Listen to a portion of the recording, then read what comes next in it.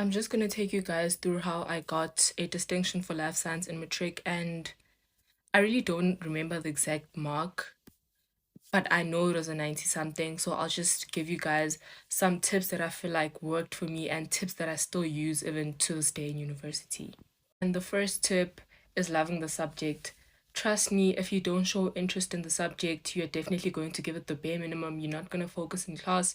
You're not going to give it the extra time and extra effort when you get home. So, definitely, number one, you should force yourself to love the subject. Number two on my list is definitely study guides.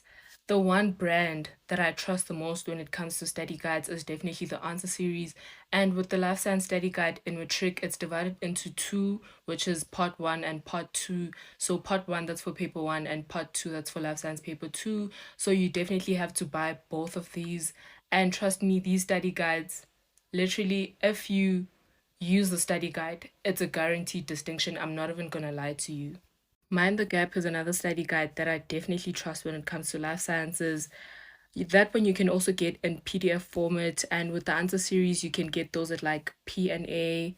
I'm not sure about CNA, but yeah, you can definitely get those at like bookstores. So it's the answer series and Mind the Gap, and now I will get into the YouTube channels. So there are two YouTube channels that I trust when it comes to biology and life sciences explained. The first one is Amoeba Sisters. As you can see, they animate everything, which makes learning very fun, in my opinion. And also just like how their diagrams are simplified, and even in the way they explain concepts and stuff, it just makes understanding much simpler.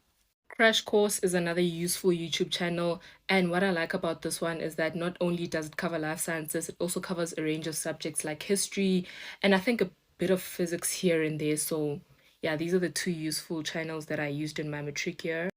So, tips for making notes. Number one, I really like looking at something that's pleasing to the eye. So, I used to make my notes look beautiful by using colored pens, highlighters, all these nice drawings of the different parts of the body. And then number two is definitely creating acronyms. You cannot cram the whole life science textbook because your brain will literally explode. So, just a piece of advice from myself to you guys is not to beat yourself up if you don't end up getting the mark that you want for life sciences or be it whatever subject. Remember that some things are given to them. With me, life sciences was a given, just like how other people are good at maths naturally, other people are good at English. I wasn't good at English. It wasn't given to me. So don't beat yourself up. But yeah, always work hard and put in the extra hours.